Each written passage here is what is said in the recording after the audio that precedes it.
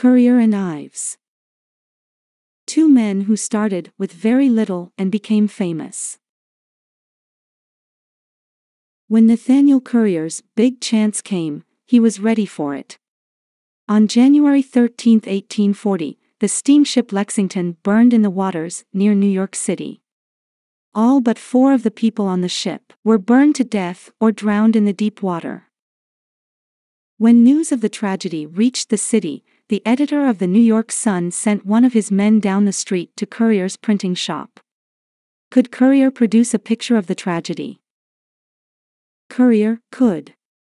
Quickly, he called in an artist and a printer. 3 days later, the picture was ready. And thus began a new age of pictorial reporting. The Sun printed the story of the Lexington on a single large piece of paper.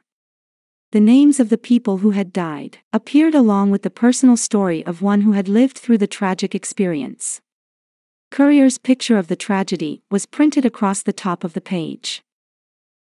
In the picture, fire and smoke come from all sides of the ship. Crowded lifeboats fall into the sea and turn over. People jump from the fire into the cold water. A mother struggles to swim with one arm while holding her baby above water. A husband and wife, tired out with the struggle, go down in each other's arms. The Sun sold thousands of copies of the Lexington news story. Suddenly, the 27-year-old Currier found himself famous. Currier, the printer. Ever since Nat Currier had been 15, he had worked with lithography, a new method of printing from letters and pictures cut into stone. He had learned his trade in the first successful lithographic printing shop in America. Now he had his own shop, where he printed lithographed writing paper, calling cards and, once in a while, a picture. After the Lexington news story, he decided to print more pictures. At first, he printed only news pictures. Soon he added other subjects that would make good pictures for the walls of people's homes. He chose romantic American scenes and subjects from history, the great sailing ships called clippers, railway trains, life among the American Indians, pioneers crossing the country in covered wagons, the Wild West. The lithographed pictures were colored carefully by hand after they were printed. They charmed everyone who saw them. They didn't cost much either.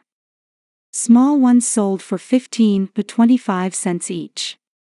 Prints large enough for a living room wall sold for $1.50 to $3 each. Currier soon learned that humorous subjects were the best sellers of all. He sold 73,000 copies of a single humorous picture. The business grew beyond anything he had ever hoped for. On the walk in front of his shop, Currier put tables piled with prints. In the shop, pictures crowded the walls. Great boxes stood about the floor of the shop, filled with more pictures. Every morning, pushcarts piled with pictures started from the shop. They were headed for the parts of town where people had their homes. Businessmen in other cities sold prints for Currier. A special office for mail orders was established. Later there was a Currier office in London. It distributed prints in cities and towns all over Europe.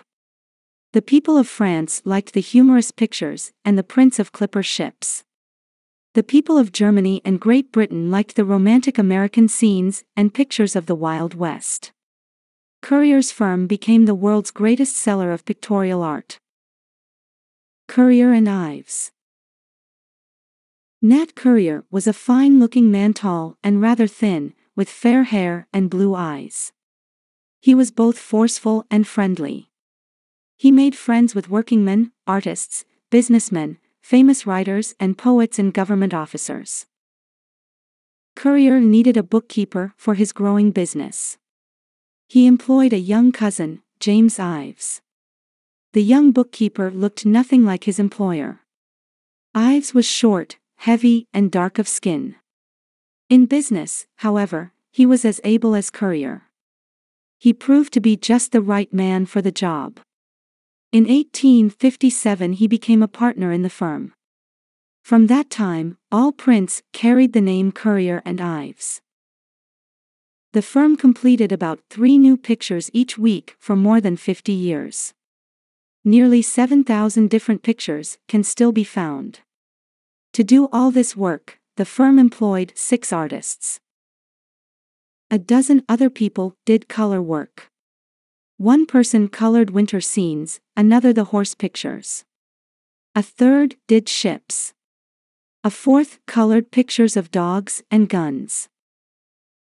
The artist who created more pictures than nearly anyone else was Fanny Palmer. She was a little woman who looked too sickly and weak to work at all. But whenever she had a free hour, she asked for color work. She colored the prints for a penny each. The Currier and Ives colored pictures that once sold for 15 cents to $3 each sell today for as much as $4,000. In 1957, the largest single collection, worth a small fortune, was shown in the Museum of the City of New York. Because the charm of the old pictures had grown with the years, visitors from all over the world went to the museum. They wanted to see the prints that people in their great-grandfather's time could buy from pushcarts in the streets.